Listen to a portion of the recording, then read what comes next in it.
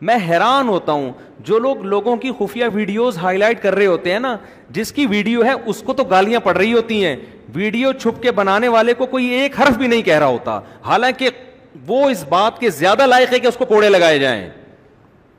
یہ بھی ہماری قوم کا ایک بہت بڑا المیہ ہے کہ لوگوں کی خفیہ کیمرے لگے ہوئے ہوتے ہیں ہوٹلوں میں, وہ پکڑا گیا, دیکھو لوگ کہہ رہے ہو دیکھو اس کی حرکتیں دیکھو.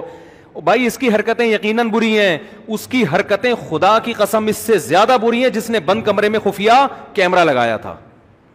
میرے سامنے کیس آیا, ایک صاحب کو کسی سے دشمنی ہو گئی, پیسوں کا کوئی لین دین کوئی مسئلہ, تو اس نے اس کے کمرے میں چپکے سے کیمرہ لگوا دیا. وہ بندہ کوئی فحاشی وغیرہ کرتا تھا, لڑکیوں سے تعلقات تھے اس کے, چھپ کے, کھلے عام نہیں.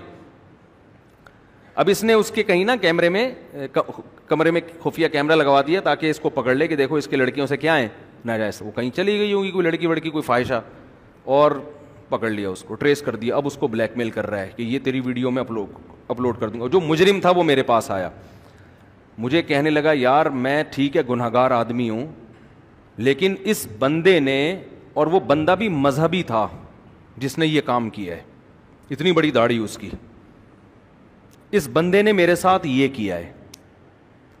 میں نے کہا بھائی تو مجرم ہے, میں تجھے اپریشیٹ نہیں کرتا, تو لڑکیوں سے زنا کر رہا ہے, لیکن خدا کی قسم جس بے شرم انسان نے یہ کیمرہ لگایا ہے نا, لکھوا لو مجھ سے کہ قیامت کے دن شاید اللہ تجھے معاف کر دے, لیکن مجھے امید نہیں ہے کہ اللہ اس کو معاف کرے گا. اس لیے کہ آپ کو کس نے یہ اتھارٹی دی ہے کہ آپ کسی کی پرائیویسی میں ایسا گھسو. کیونکہ دیکھو انسان جب اللہ کے ساتھ اللہ کے یعنی گناہ کرتا ہے اور اللہ کو پتا ہوتا ہے, 100 بار توبہ کرے گا, توبہ کا دروازہ اس کے لیے کھلا ہوا ہے. ثم اجتباہ ربہ فتاب علیہ وہدی, قرآن کہتے ہیں آدم سے خطا ہوئی, توبہ کی, بالکل اللہ نے ویسا ہی مقرب بنا لیا جیسے خطا سے پہلے تھے.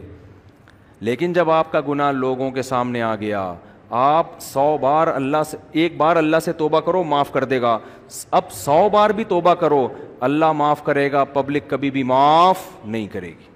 اور ایسا ذلیل انسان اپنی اولاد کی نظر میں, بیوی کی نظر میں, رشتہ داروں کی, سب کیا اس کی کوئی عزت رہ جائے گی گھر کے اندر؟ کتنی بڑی سزا دے دی آپ نے اس کو. یہ کام ہمارے ہاں مذہب کے نام پہ بھی ہو رہا ہوتا. ہم کہتے ہیں ہم بندے کو نا بتانا چاہتے تھے 2 نمبر ہے 1 نمبر نہیں, اس لیے ہم نے ایکسپوز کر دیا اس کو.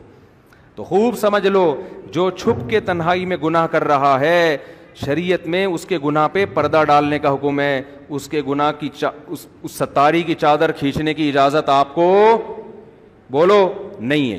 بعض خواتین یہ کام کر رہی ہوتی ہیں گورنمنٹ کے اداروں میں, کسی سے دشمنی ہوتی ہے نا, پہلے اس کو سیٹنگ کر کے پھنسائیں گے, سیٹنگ کر کے پھنسا کے خفیہ کیمرے لگا دیے, پھر قابل اعتراض حرکتوں کو کیا کر دیا لیک کے, یہ دیکھو یہ بندہ کیا ہے, یہ بندہ 2 نمبر ہے. تو لوگ, وہ بندہ ہے 2 نمبر, میں اس کو نہیں کہہ رہا, لیکن میرے بھائی جتنے جوتے اس بندے کو پڑھنے چاہیے نا, اس سے ڈبل جوتے اس عورت کو پڑھنے چاہیے.